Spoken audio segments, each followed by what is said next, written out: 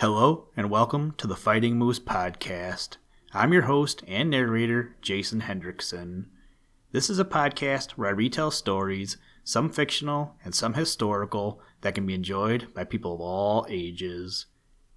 Today, we look at Galileo and his inventing and improving upon the first telescope. I'm sure by now, if you have listened to this podcast before, you might know I love space and astronomy. To make it even broader, I love science in general. I always have. My favorite classes in high school were my science classes, and when I was in college, I loved my science classes too. Now, since we have a lot of time at home, I've been trying to get my son into science things. I heard a statement a while back, and I don't remember where I heard it, but it stated something like, kids nowadays want to be a professional YouTuber more than they want to be an astronaut. I did do a quick internet search and found an article dated July 18th, 2019 from USA Today that talks about this. I'll include it in the show notes. I think there will always be people wanting to go into space. The other day, we were watching a documentary about Mars, and my son and I had a discussion about going there. He said he didn't want to go, but I would go for sure if I had the chance. Anyway, I hope you find today's episode informative and interesting. I know I did. Now, let's turn to today's story. I hope you enjoy. Let's begin. Liftoff. We have a liftoff.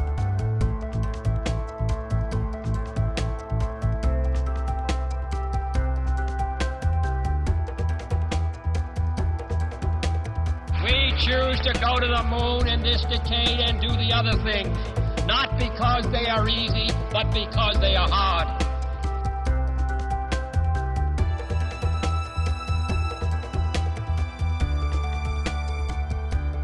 Galileo and the telescope. 3 days before the death of the great Italian Michelangelo in the year 1564, there was born in Pisa a boy who was given the name of Galileo Galilei, and who was destined to become one of the greatest philosophers and inventors the world has ever known. He came of a noble family of Florence, which had originally borne the name of Bonajuti, but had later changed it to that of Galilei, and he is usually known by his baptismal name of Galileo, according to the Italian custom of that age. His father was a merchant engaged in business in Pisa, a man well versed in the Latin and Greek tongues, and well known for his knowledge of mathematics. He was anxious that each of his 3 sons should have a good education, and so he sent Galileo, his eldest boy, to the famous monastery of Vallombrosa, situated in a beautiful wooded valley not far from Florence. But the father did not intend his son to become a priest, and so, when he found his thoughts tending in that direction, he took him away from the monastery, planning to make him a merchant like himself. But the mind of the young Galileo was already remarkably acute. He was a good musician, a skillful draftsman and painter, something of a poet, and had shown considerable talent in designing and building a variety of toy machines. His father soon decided that his son's bent did not lie in the direction of a dealer in cloths, and casting about for a scientific career, chose that of medicine for Galileo. So he took up the study at the University of Pisa. One afternoon, the youth of 18 went to the great cathedral of the city. He knelt to make his devotions. From the roof of the nave hung a large bronze lamp, and as the boy watched, he saw an attendant draw the lamp toward him to light it, and then let it swing back again. The swinging caught his attention, and he watched it with more and more interest. At first, the arc of the swinging lamp was wide, but gradually it drew less and less. But what struck him as singular was that the oscillations all seemed to be made in the same time. He had no watch, so he put his fingers on his wrist in order to note the pulse beats. As nearly as he could determine, the swings of the lamp as they lessened were keeping the same times. When he went home, he began to experiment with this idea of the swinging lamp, or pendulum as it came to be called, and soon had constructed an instrument which marked with very fair accuracy the rate and variation of the pulse beats. It was imperfect in many respects, but when he showed it to his teachers at the university, they were delighted with it, and it was soon generally used by the physicians of the day under the name of the pulsologia. But to his father's dismay, the young Galileo did not show great interest in the study of medicine. Instead, he spent his time studying the mathematics of Euclid, and from them went on to the writings of Archimedes and the laws of mechanics. These later absorbed him, and fresh from reading them he constructed for himself a hydrostatic balance, the purpose of which was to ascertain accurately the relative proportions of any two metals in an alloy. He wrote an essay on his invention and circulated it among his friends and teachers. This added to his reputation as a scientist, but brought him no money. His family were poor, and he needed a means of support, and so he applied for, and after a time obtained, appointment to the post of professor of mathematics at the University of Pisa. For centuries, the laws of mechanics, as laid down by the Greek Aristotle, had been accepted without much dispute by the civilized world.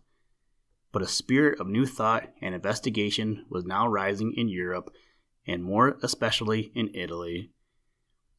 Galileo determined to study the law of mechanics by experiment, and not, as so many earlier scientists had done, by argument or mere theoretical opinions. Therefore, he undertook to establish definitely the laws relating to falling bodies. Aristotle, almost 2,000 years before, had announced that if two bodies of different weights were dropped from the same height, the heavier would reach the ground sooner than the lighter, according to the proportion of their weights. Galileo doubted this and decided to try it. Accordingly, he assembled the teachers and students of the university one morning about the base of the famous Leaning Tower of Pisa. He himself climbed to the top, carrying with him a 10-pound shot and a 1-pound shot. He balanced them on the edge of the tower and let them fall together. They struck the ground together. As a result of this experiment, Galileo declared 3 laws in relation to falling bodies.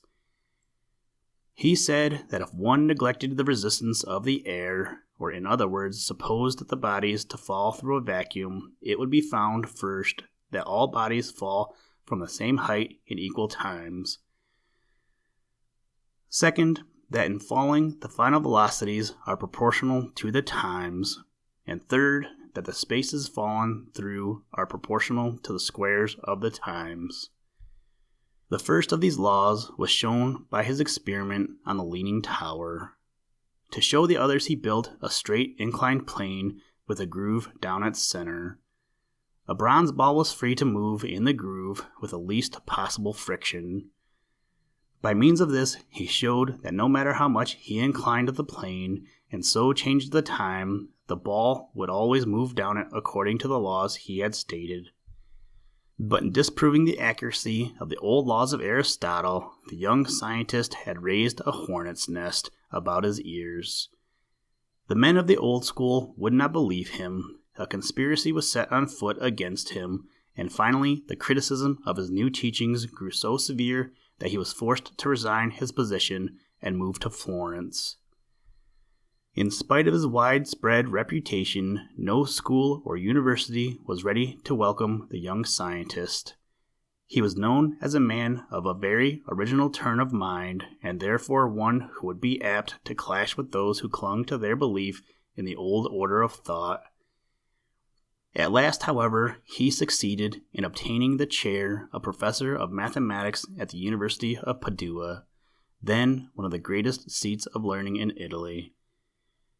Here again he showed the great scope of his knowledge and wrote on military architecture and fortifications, the laws of motion, of the sphere, and various branches of mechanics. He invented a machine for raising water and was granted a patent which secured him his rights in it for 20 years. And he also produced what he called his geometrical and military compass, but what was later commonly known as the sector. Galileo's fame as a teacher had now spread widely throughout Europe, and students began to flock to Padua to study under him. He had a large house where a number of his private pupils lived with him, a garden in which he delighted, and a workshop. Here he experimented on his next invention, that of the air thermometer. One of his friends, Castelli, wrote of this in a letter many years later, dated 1638. "I remember," he writes, "an experiment which our Signor Galileo had shown me more than 35 years ago. He took a small glass bottle about the size of a hen's egg, the neck of which was 2 palms long and as narrow as a straw. Having well heated the bulb in his hand, he inserted its mouth in a vessel containing a little water, and, withdrawing the heat of his hand from the bulb, instantly the water rose in the neck more than a palm above its level in the vessel. It is thus that he constructed an instrument for measuring the degrees of heat and cold." In 1604, the attention of all the astronomers of Europe was attracted by a new star which suddenly appeared in the constellation Serpentarius. Galileo studied it and shortly began to lecture on the comparatively new science of astronomy.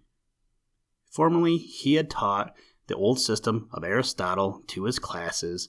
Now, after searching investigation, he declared his belief in the contrary conclusions of Copernicus. This study led him on and on. He became interested in the magnetic needle and its use as a compass in navigation. Columbus's discovery of its changing its position according to its relation to the North Pole took place on his first voyage to America, and reports of this had reached Padua.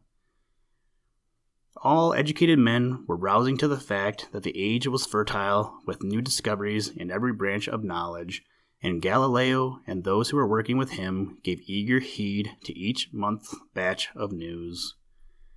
Mere chance is said to have brought about the making of the first telescope. The story goes that an apprentice of Hans Lippershey, an optician of Middelburg in Holland, was one day in October 1608 playing with some spectacle lenses in his master's shop. He noticed that by holding 2 of the lenses in a certain position, he obtained a large and inverted view of whatever he looked at. He told Master Hans about this, and the optician fixed 2 lenses in a tube, and looking at the weathercock on a neighboring steeple, saw that it seemed much nearer and to be upside down. He hung the tube in his shop as a curious toy, and one day the Marquis Spinola examined it and brought it to present to Prince Maurice of Nassau. Soon a number of Hans Lippershey's scientific neighbors were trying to make copies of his tube, and before very long reports of it were carried to Italy. The news reached Galileo while on a visit to Venice in June 1609. This is his account of what followed, taken from a letter written to his brother-in-law Landucci and dated August 29, 1609. "You must know, then, that about 2 months ago a report was spread here that in Flanders a spyglass has been presented to Prince Maurice, so ingeniously constructed that it made the first distant objects appear quite near, so that a man could be seen quite plainly at a distance of 2 miles. This result seemed to me so extraordinary that it set me thinking, and as it appeared to me that it depended upon the laws of perspective, I reflected on the manner of constructing it, and was at length so entirely successful that I made a spyglass which far surpasses the report of the Flanders one. As the news had reached Venice that I had made such an instrument, 6 days ago I was summoned before their Highnesses the Signoria and exhibited it to them, to the astonishment of the whole Senate. Many of the nobles and senators, although of a great age, mounted more than once to the top of the highest church tower in Venice, in order to see sails and shipping that were so far off that it was 2 hours before they were seen, without my spyglass steering full sail into the harbor. For the effect of my instrument is such that it makes an object 50 miles off appear as large as if it were only 5. Perceiving of what great utility such an instrument would prove in naval and military operations, and seeing that His Serenity the Doge desired to possess it, I resolved on the 24th inst. To go to the palace and present it as a free gift. So Galileo did, and as a result, the Senate elected him to the professorship at Padua for life, with a salary of 1,000 florins yearly. But what were Galileo's claims to the invention of this great instrument? Here is what he wrote in 1623. Perhaps it may be said that no great credit is due for the making of an instrument or the solution of a problem when one is told beforehand that the instrument exists, or that the problem is solvable. It may be said that the certitude of the existence of such a glass aided me, and that without this knowledge I would never have succeeded. To this I reply, the help which the information gave me consisted in exciting my thoughts in a particular direction, and without that, it is possible they may never have been directed that way. But that such information made the act of invention easier to me, I deny, and I say more, to find the solution of a definite problem requires a greater effort of genius than to resolve one not specified. For in the latter case hazard, chance, may play the greater part, while in the former all is the work of the reasoning and intelligent mind.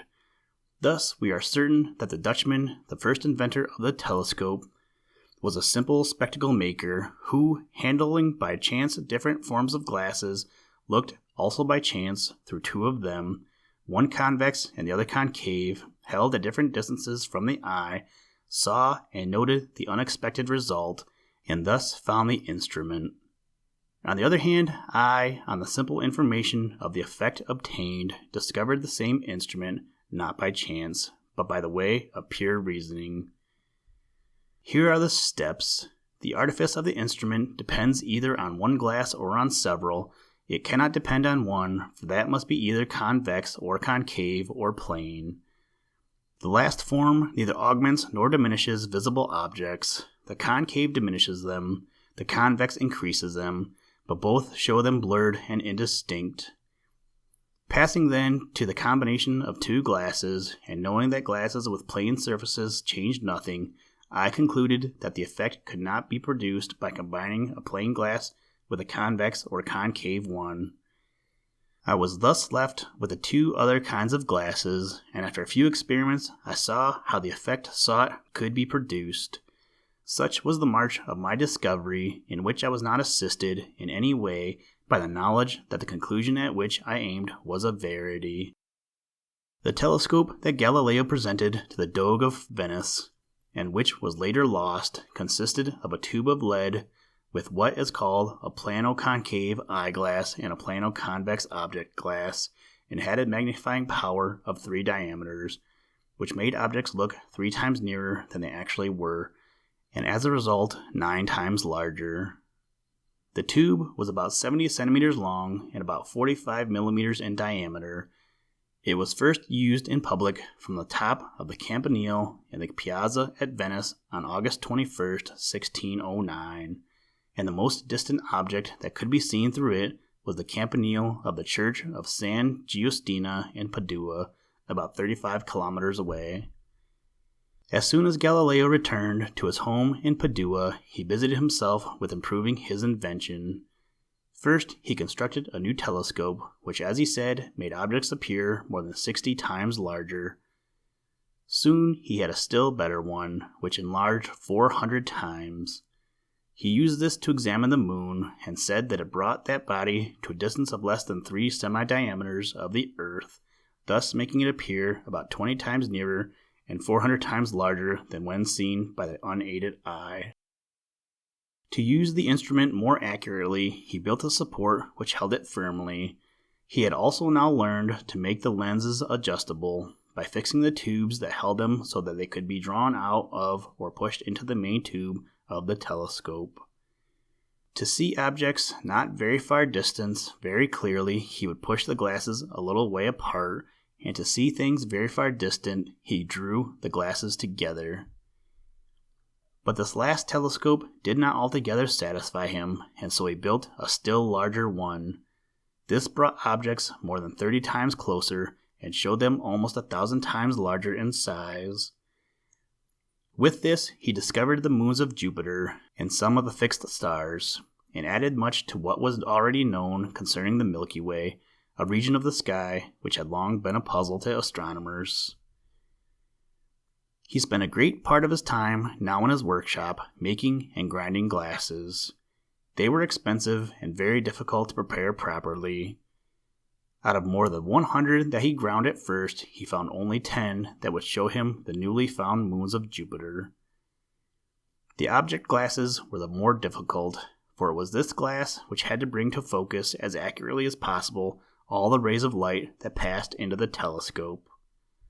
As the voyage of Columbus had brought a new world in the Western Ocean to the notice of Europe, so Galileo's discoveries with his telescope brought forth a new world in the skies. Galileo wrote out statements of his discoveries and sent these with his new telescopes to the princes and learned men of Italy, France, Flanders, and Germany. At all the courts and universities, the telescopes were received with the greatest enthusiasm and put to instant use in the hope of discovering new stars.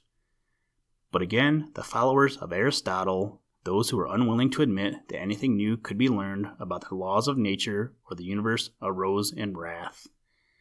They attacked Galileo and his discoveries. They would not admit that Jupiter had 4 attendant moons, although these satellites could be seen by anyone through the telescope, and a little later, when Galileo stated that the planet Saturn was composed of 3 stars which touched each other, later found to be one planet with 2 rings, they rose up to denounce him. But as yet, these protests against the discoverer had little effect. Europe was too much interested in what he was showing it to realize how deeply he might affect men's views of the universe. Fame was now safely his. Men came from all parts of Europe to study under this wonderful professor of Padua. But teaching gave him too little time to carry on his own researches, so he looked about for some other position that would give him greater leisure, and finally stated his wishes to Cosimo II, Duke of Florence. Galileo had named the satellites of Jupiter after the house of Medici, to which this duke belonged, and Cosimo was later flattered at the compliment. As a result, he was soon after made first mathematician of the University of Pisa, and also philosopher and mathematician to the Grand Duke's court of Florence. Settled at last, his work as an astronomer steadily went forward. He discovered that the planet Venus had a varying crescent form, that there were small spots circling across the face of the sun, which he called sunspots, and later that there were mountains on the moon. He also visited Rome, where he was received with the greatest goodwill by Pope Paul V and his cardinals, and where he met the leading scientists of the capital. But Galileo's course was no less flecked with light and shade than were the sun and moon he studied. The envy of rivals soon spread false reports about him, and the professors at Pisa refused to accept the results of his studies. Then one of the latter stirred the religious scruples of the Dowager Grand Duchess by telling her that Galileo's conclusion that the earth had a double motion must be wrong, since it was opposed to the statements of the Bible. Galileo heard of this and wrote a letter in reply, in which he said that in studying the laws of nature, men must start with what they could prove by experiments instead of relying wholly on the scriptures. This was enough to set the machinery of his enemies in motion. Galileo's teachings were pointed out as dangerous to the teachings of the Church, and the officers of the Inquisition began to consider how they might best deal with him. Certain of his writings were declared false and prohibited, and he was admonished that he must follow certain lines in his teachings. He went to Rome himself and saw the Pope again, but found that his friends were fewer and his enemies growing more powerful. The theory of Copernicus that the earth and planets are in constant motion was the very foundation of Galileo's scientific studies, and yet the order of the Church now forbade him to use this theory. He went back to Florence out of health and despondent, His old students were falling away from him through fear of the Pope's displeasure, and he was left much alone. But his thirst for knowledge would not let him rest. He took up his residence in the fine old Torre del Gallo, which looks down on Florence and the river Arno, and went on with his work. He wrote out the results of his discoveries and made a microscope from a model he had seen. Soon he had greatly improved upon his model and had an instrument which, as he said, magnifies things as much as 50,000 times, so that one sees a fly as large as a hen. He sent copies to some friends, and shortly his microscopes were as much in demand as his telescopes had been. In 1632 he published what he called the Dialogues of Galileo Galilei. This divided the world of Italy into two camps. The one, those who believed in Aristotle and the old learning, and the other, those who followed Copernicus, Galileo, and Kepler. The Jesuits took up the gauge he had thrown down, and Galileo found the Church of Rome arrayed against him. The sale of his book was forbidden, a commission was appointed to bring charges against him, and he was ordered to go to Rome for trial. The commission reported that Galileo had disobeyed the Church's orders by maintaining that the earth moves and the sun is stationary, that he had wrongly declared that the movements of the tides were due to the sun's stability and the motion of the earth, and that he had failed to give up his old beliefs in regard to the sun and the earth as he had been commanded. Galileo, although he was ill, went to Rome and was placed on trial before the Inquisition. After weeks of weary waiting and long examinations, he was ordered to take a solemn oath forswearing his belief in his own writings and rejecting the conclusion that the sun was stationary and that the earth moved. Rather than suffer the pains of the Inquisition, he agreed and made his solemn declaration. According to an old story, now discredited, as he rose from his knees after the ceremony, he whispered to a friend, "Eppure si muove." It does move, nevertheless. Whether he said this or not, there can be no doubt but that the great astronomer knew the performance was a farce, and that the world did move in spite of all the Inquisition could declare. The Inquisition did its work ruthlessly.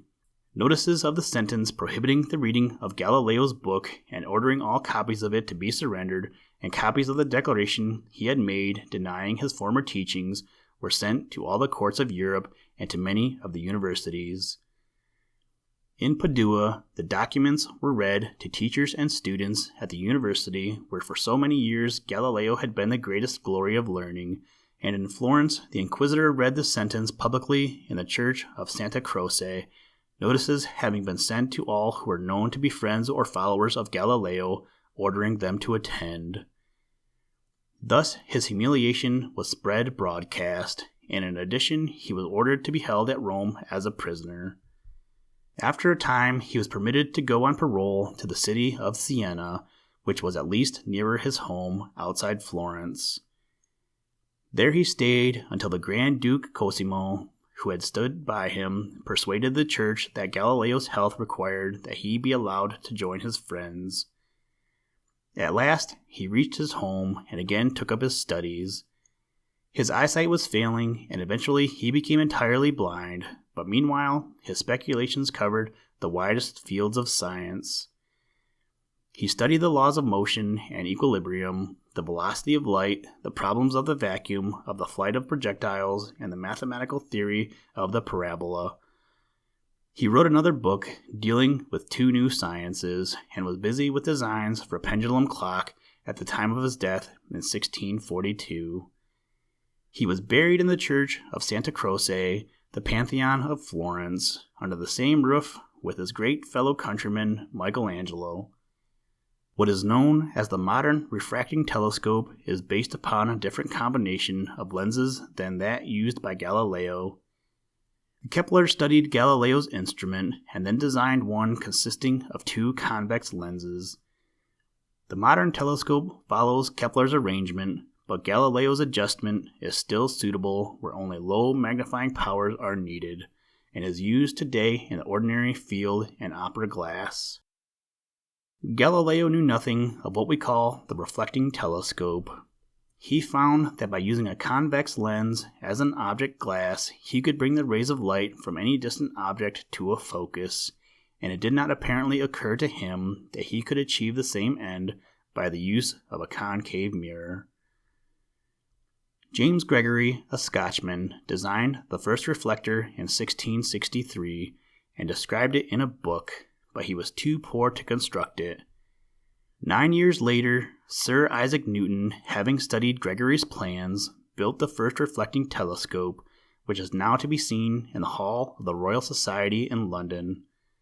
But invention has gone yet farther in perfecting these instruments with which to study the skies, and the great telescopes of modern times have in most instances discarded Newton's reflector for the refracting instrument. And these are built on a tremendous scale. The Yerkes telescope at Williams Bay, Wisconsin, has a refractor of 40 inches, and the one built for the Paris Exposition of 1900, one of 50 inches. In numerous other details they have changed, and yet each is chiefly indebted to that simple spyglass of Galileo, by which he was able to show the nobles and senators of Venice full-rigged ships, which without it were barely distant specks on the horizon.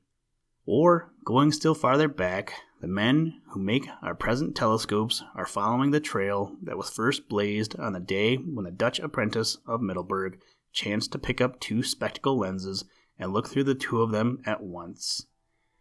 Galileo made many great discoveries and inventions. There was hardly a field of science that he did not enter and explore, but his greatest work was to open a new world to men's attention. It was this that brought him before the Inquisition and that branded him as a dangerous heretic, and it was this that placed him in the forefront of the world's discoverers. Men might say that the earth stood still because it suited them best to believe so, but Galileo gave the world an instrument by which it could study the matter for itself, and the world has gone on using that instrument and that method ever since.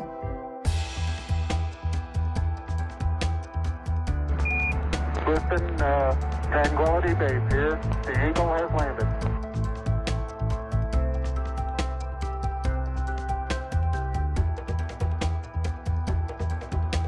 That's one small step for man, one giant leap for mankind.